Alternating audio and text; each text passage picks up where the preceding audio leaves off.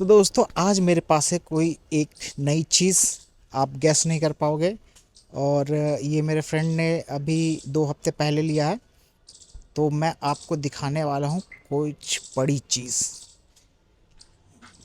ये है Tata curve SUP कूप। तो आज हम इसका रिव्यू करेंगे और आज हम मिलेंगे मेरे फ्रेंड से जिन्होंने ये लिया है। तो मिलते हैं आनंद से। तो आनंद, तुमने टाटा कर्व क्यों चूज़ की? टाटा कर्व मैंने चूज़ किया है रिलायबिलिटी के लिए, स्ट्रेंथ के लिए, अच्छी बिल्ड क्वालिटी और सेफ्टी के लिए। उसके बारे में मैं थोड़ा डिटेल आगे आपको बताऊंगा। बट बिल्कुल और एक एडवांटेज मेरे पास ये भी है कि ये कार बिल्कुल नई लॉन्च हुई है और अपने सेगमेंट में फर्स्ट कूपे एसयूवी है। तो थोड़ा वो मार्केट प्रेजेंस वाला फील मिलता है, थोड़ा एक्सक्लूसिव सा लगता है, रोड पर लोग मुड़ के देखते भी हैं। तो वो थोड़ा सा एक एडवांटेज है। और कार मुझे काफ़ी अच्छी लगी, स्पेशली मुझे ये कलर जो ओपेरा ब्लू है ये बहुत ही ज़्यादा अच्छा लगा मुझे, जो कि शैडो इफ़ेक्ट देता है। अगर ये छाँव में खड़ी हो तो कई बार लगता है कि डार्क एडिशन खड़ी है। तो सारा कुछ ऑल ओवर मुझे एक अच्छा पैकेज लगा, तो मैंने ये कार परचेज़ की। और इसमें बहुत सारे फ्यूचरिस्टिक डिज़ाइन एलिमेंट्स जो ऑलरेडी टाटा का मतलब डिज़ाइन लैंग्वेज में है, तो वो सारा कुछ है। और एक और वो चीज़ की जो मेरा बजट था 15-16 लाख का जो मेरा बजट था, तो उसके हिसाब से आप अगर देखें तो जो उनका स्मार्ट वेरिएंट है, जो बेस वेरिएंट है, और जो टॉप एंड वेरिएंट है जो कि फियरलेस है या अकम्प्लिश है, तो आप फ्रंट देख करके जल्दी गेस नहीं कर पाएंगे कि ये टॉप एंड है या बेस है। फ्रंट एंड बिल्कुल एक जैसा ही दिखता है। और मुझे ये कह सकते हैं काइंड ऑफ मिड वेरिएंट है, प्योर प्लस एस DCA, या फिर सेकंड बेस वेरिएंट भी बोल सकते हैं। तो उसमें मुझे LED हेडलैम्प, DRL इंडिकेटर, ये सारा कुछ, और ऑटो ORVM, ये सारा कुछ मुझे उसमें मिल जाता है जो कि मुझे जिसकी रिक्वायरमेंट थी। और 17 इंच व्हील्स भी मिल जाते हैं विथ हाइपर एलॉय व्हील्स, उसके बारे में मैं बताऊंगा आपको आगे डिटेल में। और ये कुछ एक नया सा हैंडल बार है जो कुछ लोगों को हो सकता है कंफर्टेबल ना भी लगे, बट मेरे लिए कंफर्टेबल है। तो इसको मैं ऐसे प्रेस करके ऐसे ओपन करते हैं, तो ये एक प्रैक्टिस की चीज़ है, बट एज अ डिज़ाइन मुझे काफ़ी अच्छा लगा ये। तो ये इसका कुछ बाहर का फीचर्स है। अंदर के फीचर के लिए हम एक ड्राइव लेते हैं और फिर बात करते हैं। तो अब हम जो है एक ड्राइव पे जाएंगे और हम इस गाड़ी के डिटेल के बारे में बात करेंगे और हम जानेंगे कि इसका यूज़र एक्सपीरियंस कैसा था। जो एक्सपेक्टेशन से ली गई गाड़ी और जो उनकी रिक्वायरमेंट है, क्या वो फुलफ़िल कर रही है।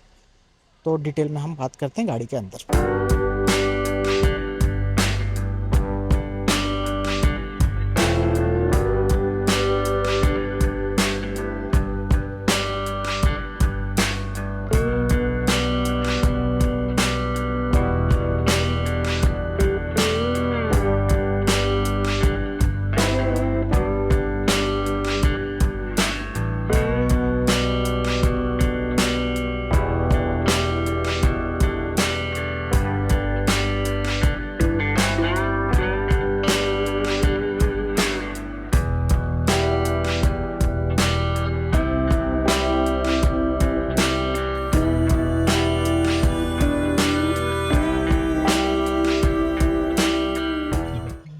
तो सबसे पहले इस कार की के बारे में बात करते हैं। तो ये कार पर्टिकुलरली ये इस मॉडल के लिए ये आपको फ्लिप की मिलती है, जो पहले भी आती थी इवन टियागो में, पंच में, नेक्सॉन में, हर में ये पुराना है। तो ये फ्लिप की ही मिलती है प्योर प्लस एस के लिए। इसके ऊपर अगर आप क्रिएटिव में जाते हैं तो आपको नई वाली की मिलती है, जो टाटा ने बिल्कुल कर्व के साथ ही अपनी की को चेंज करके अपग्रेड करके नया की लॉन्च किया है।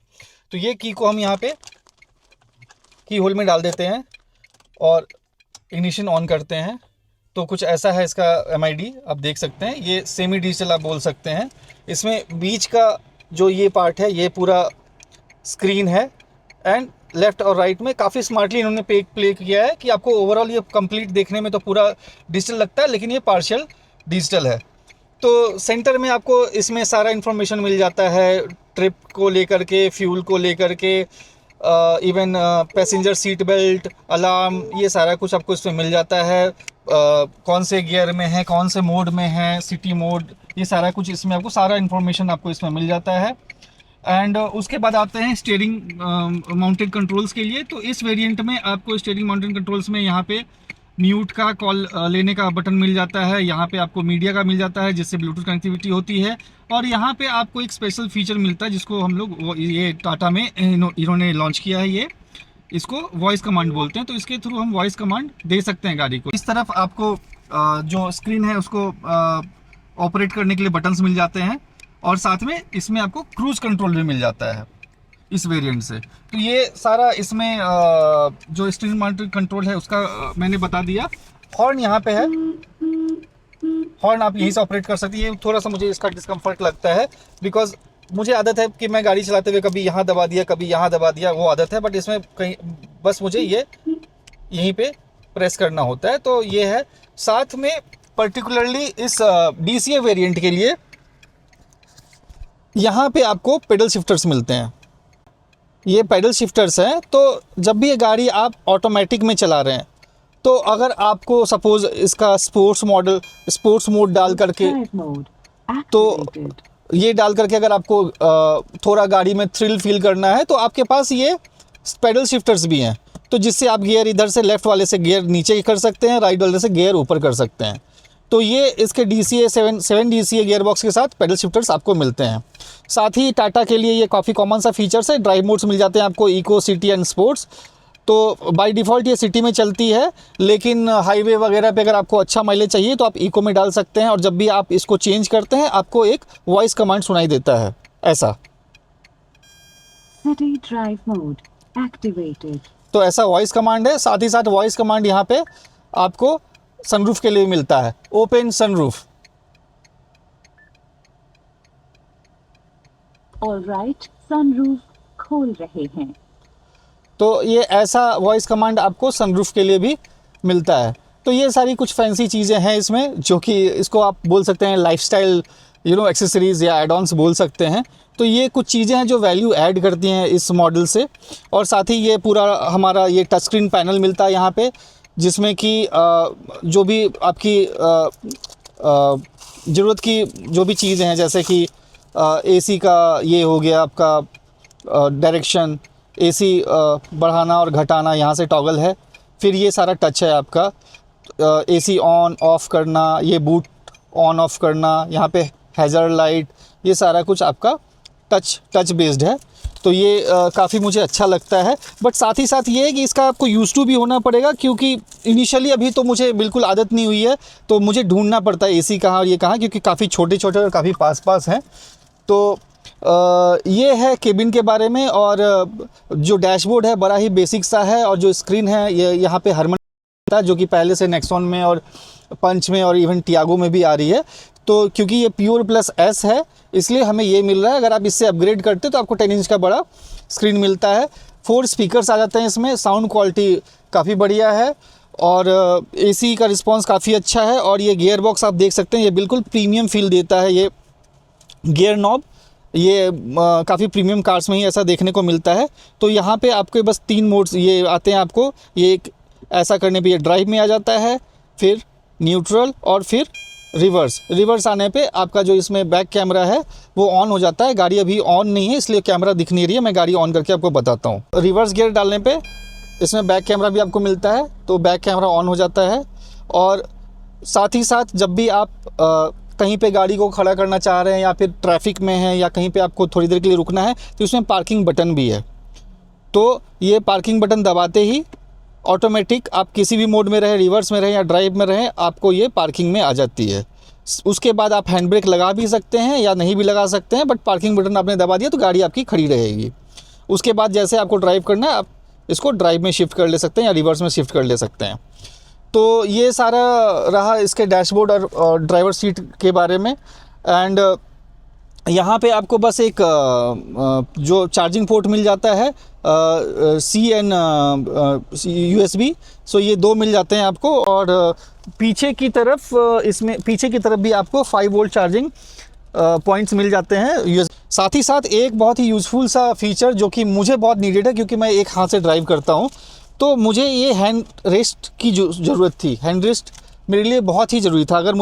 मैं अगर किसी और कार के लिए जाता, अगर उसमें ऑप्शन नहीं होता तो मैं आफ्टर मार्केट लगवाता, बट इसमें हैंड रेस्ट है और साथ ही साथ काफ़ी बड़ा इसमें आपको स्टोरेज भी दिया गया है। तो ये स्टोरेज है, इसके लिए यहाँ पे शटर लगती है और ये हैंड रेस्ट है। तो ये सारा कुछ केबिन को लेकर के, और साथ ही साथ इसमें 6 एयर बैग्स हैं एंड जो ऑब्वियसली सारे जो विंडोज़ हैं वो पावर्ड हैं एंड ORVMs आप यहाँ से एडजस्ट कर ले सकते हैं, फोल्ड कर ले सकते हैं। तो ये सारा कुछ फीचर है यहाँ पे एंड उसके अलावा जो पॉकेट्स हैं, साइड पॉकेट्स, वो सफिशिएंट हैं आपको बॉटल्स रखने के लिए।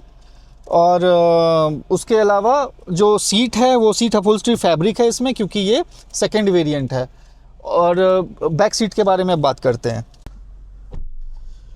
तो बैक सीट आप देख सकते हैं, मेरी हाइट 5'10" की है, मैं आराम से बैठा हूँ और मेरा आप ये नी स्पेस देख सकते हैं, काफ़ी ज़्यादा है मेरे लिए, तो मोर देन सफिशिएंट है। थाई सपोर्ट भी काफ़ी अच्छा है, सीट काफ़ी अच्छा है, सीट का कुशनिंग काफ़ी अच्छा है। इसमें आपको सेंटर आर्मरेस्ट नहीं मिलता बिकॉज ये सेकंड बेस वेरिएंट आप बोल सकते हैं उसके लिए। सीट बेल्ट्स मैंने लगा के रखे हैं क्योंकि as a safety measure Tata ने पिलियन सीट बेल्ट भी मैंडेटरी कर दिया है। तो अगर ये लगा नहीं रहेगा और अगर आप बैठे हो तो आपको वहाँ से अलार्म आता रहेगा। साथ ही साथ सनरूफ, पैनोरामिक सनरूफ होने के कारण काफ़ी एयरीनेस फील होता है। जो विंडो साइज़ है वो भी काफ़ी बड़ा है, व्यू काफ़ी अच्छा है। ओवरऑल केबिन काफ़ी स्पेसियस एंड मैं बोलूँगा कि मेरे जैसे 3 लोग भी इसमें एडजस्ट हो सकते हैं क्योंकि विड्थ भी काफ़ी अच्छा है। तो ये रहा बैक सीट को लेकर के। अब हम बूट को देखते हैं। बूट ओपन करने के लिए यहाँ पे मैग्नेटिक सेंसर्स दिए गए हैं, बट इसमें इस पुराने की में ही बड़ा ही एक हिडन सा फीचर है जो कि कुछ लोगों को पता है, ज़्यादातर लोगों को नहीं पता है कि इस कार में जनरली जो हमारा की है वो बूट ओपनिंग बटन के साथ नहीं आता है। लेकिन अगर आप ये सेंटर बटन लॉन्ग प्रेस करके रखते हैं तो आपका बूट ओपन हो जाता है। तो ये है इसका बूट और ये है 500 लीटर का काफ़ी मैसिव सा बूट स्पेस। इसमें आपको पार्सल ट्रे नहीं आता और मुझे चाहिए भी नहीं था क्योंकि मैं फैमिली के साथ ट्रैवल करता हूँ और जनरली मैं ये सीट गिरा करके और इसमें एक अच्छा सा बेड लगा लेता हूँ जो कि काफ़ी कन्वीनियंट रहती है फैमिली के लिए, और मेरा पर्पस भी वही था कर्व लेने के पीछे। तो इसीलिए पार्सल ट्रे मुझे चाहिए भी नहीं था और इसमें इस वेरिएंट पे वो देते भी नहीं है। तो ये है इसका 500 लीटर का बूट स्पेस और जो इसका स्टेपनी है वो यहाँ पे नीचे है। स्टेपनी भी सेम साइज़ का मिल जाता है, 17 इंचेस का।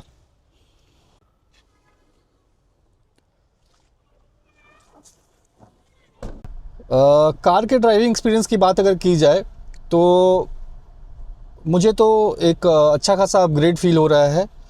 और मेरे एक फ्रेंड के पास टाटा नेक्सॉन का टॉप मॉडल भी है, फियरलेस। तो उसमें और इसमें जो एक मेजर फ़र्क मुझे फील हो रहा है वो है सस्पेंशन का। सस्पेंशन को नेक्सॉन से और भी ज़्यादा सॉफ्टर किया गया है, तो जो छोटे मोटे पॉट होल्स हैं वो उतने एविडेंट नहीं है, उतना ज़्यादा फील नहीं होते हैं, बहुत ईज़िली ये गाड़ी उसको निकाल लेती है। और डेफिनेटली नेक्सॉन से काफ़ी ज़्यादा बूट स्पेस आपको मिलता है। और जो टर्निंग रेडियस है या फिर जो टर्निंग स्टेबिलिटी है वो भी काफ़ी अच्छी है, मुझे काफ़ी कॉन्फिडेंट फील होता है टर्न लेते वक्त। और बैक सीट कंफर्ट भी काफ़ी अच्छा है। और जो एम्बियंट है, जो अंदर का जो लुक एंड फील है वो काफ़ी एयरी लगता है बिकॉज ऑफ ये जो हमारा पैनोरामिक सनरूफ है जो कि नेक्सॉन में नहीं आता, बट इसके सेगमेंट में लाइक क्रेटा और सेल्टॉस में, क्रेटा में ऑफर्ड है।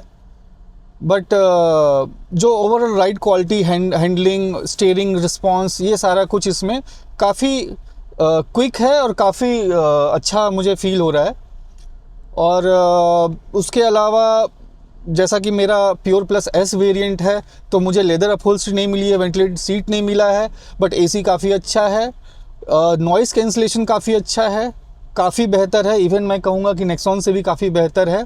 तो जो वो लोग जो ये सोचते हैं कि नेक्सॉन को ही अपग्रेड करके कर्व बनाया गया है या फिर ये कहते हैं कि आगे से तो नेक्सॉन ही है, तो ये एक अलग एक्सपीरियंस करने की बात है। जब आप कर्व चलाएंगे नेक्सॉन चला करके तो वो आपको फ़र्क पता चलेगा।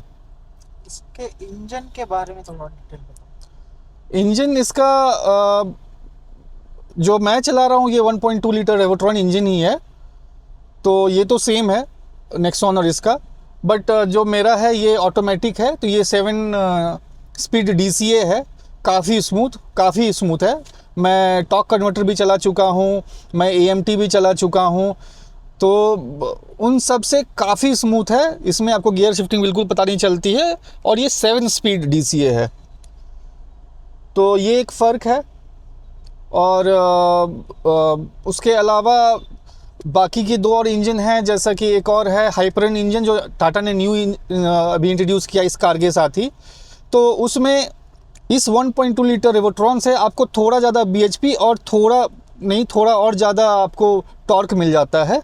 बट वो इंजन का रिस्पांस मैंने बाकी लोगों को देखा है, कुछ ज़्यादा ही फ़र्क आपको, मतलब अगर आपको बहुत ज़्यादा टॉर्क चाहिए तो आप वो इंजन के लिए जा सकते हैं। और इसका एक और इंजन है डीजल का, तो वो आपका, उसमें आपको काफ़ी अच्छा खासा पावर और काफ़ी बेहतर टॉर्क मिल जाता है, बट उसके लिए आपको थोड़े पैसे ज़्यादा देने पड़ते हैं। तो ये इंजन का फ़र्क है। टर्बो इंजन नहीं है ना? हाँ, ये 1 लीटर सेम नेक्सॉन का 1.2 लीटर रेवोट्रॉन टर्बो इंजन है। तो ये ही गाड़ी क्यों, और कोई गाड़ी भी तो देखे होंगे? गाड़ी ये ही इसलिए क्योंकि प्रायोरिटी होती है लोगों की। पहला चीज़ तो मेरा कि मैं वो वोकल फॉर लोकल, तो मैं महिंद्रा या टाटा में ही जाऊंगा। दूसरी बात कि डेफिनेटली मैं ऐसा भी नहीं हूँ कि मैं अंधा हूँ अपने इंडियन ब्रांड्स को लेकर के, बट मुझे, मेरे लिए सबकी अपनी प्रायोरिटी होती है। किसी की प्रायोरिटी माइलेज हो सकती है, किसी की priority cabin look and feel हो सकता है, बट मेरी प्रायोरिटी सेफ्टी है।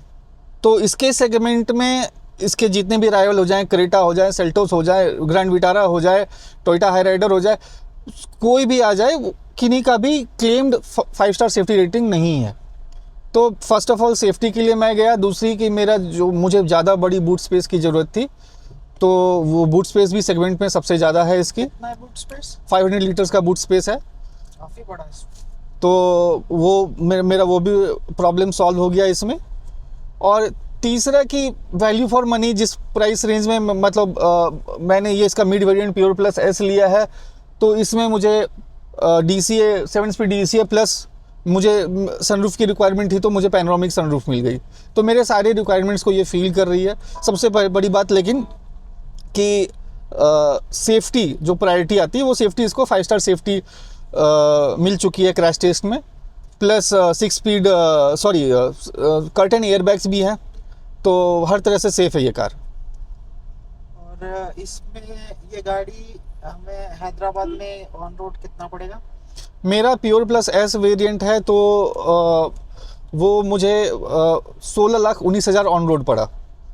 16,19,000? हाँ, प्योर प्लस एस DCA, ये सारा फीच मतलब मेरे गाड़ी का मतलब फुल वेरिएंट नेम है। और प्योर प्लस एस में ऐसा क्या खास वेरिएंट में था जो कि इसी वेरिएंट को चूज किया, इससे नीचे या ऊपर क्यों नहीं?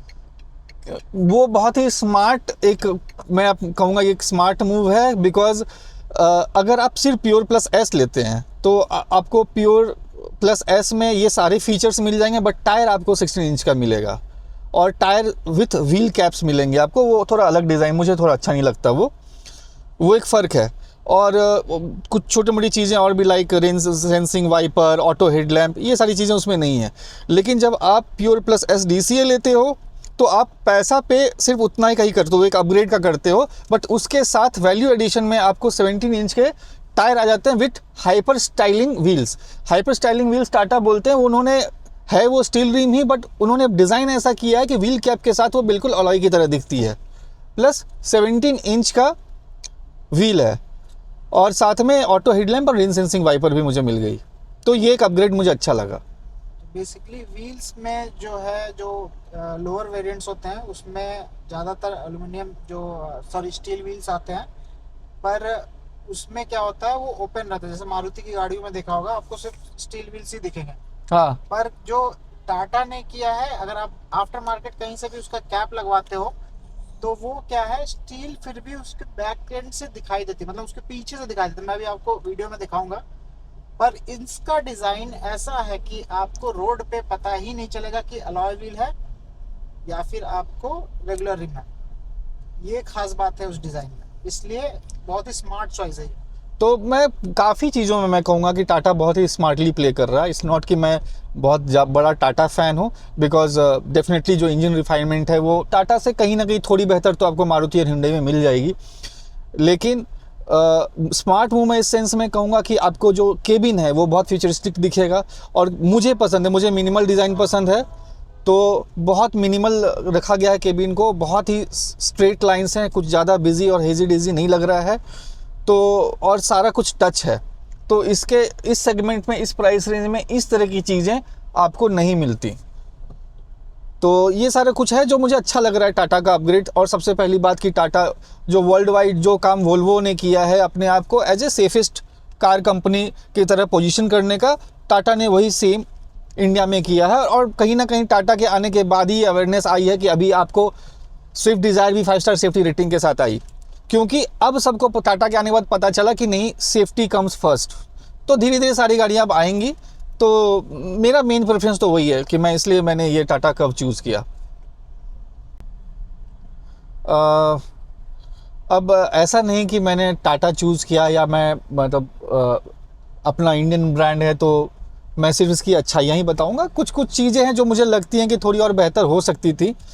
तो उसमें जो पहली चीज़ है, जो कि इन्होंने सारा टच दे रखा है, तो मुझे कहीं ना कहीं थोड़ा अनप्रैक्टिकल सा लगता है। बिकॉज जब मैं ड्राइव कर रहा हूँ तो जो भी हमारे नॉब्स होते हैं वो ज़्यादा मुझे फ्रेंडली लगता है कि मैं ड्राइव करते हुए उसको ऑपरेट कर सकता हूँ। बेसिकली फीडबैक आता है, आप कुछ पकड़ रहे हो तो इसमें टच करने में आपको फीडबैक नहीं आएगा। तो इसमें क्या है, पर्टिकुलरली मुझे देखना पड़ता है, ड्राइव कितने भी कर रहा हूँ मुझे देखना पड़ता है कि मुझे एसी ऑफ या एसी ऑन करना है या क्या करना है, वो एक बार मुझे देखना पड़ता है। प्रॉब्ली शायद हैबिचुएटेड हो जाने के बाद शायद वहीं पे जाए बार बार हाथ। बट वो टच स्क्रीन का एक छोटा सा फीडबैक है। और बहुत लोग टाटा को बदनाम भी करते हैं कि पैनल गैप्स रहते हैं।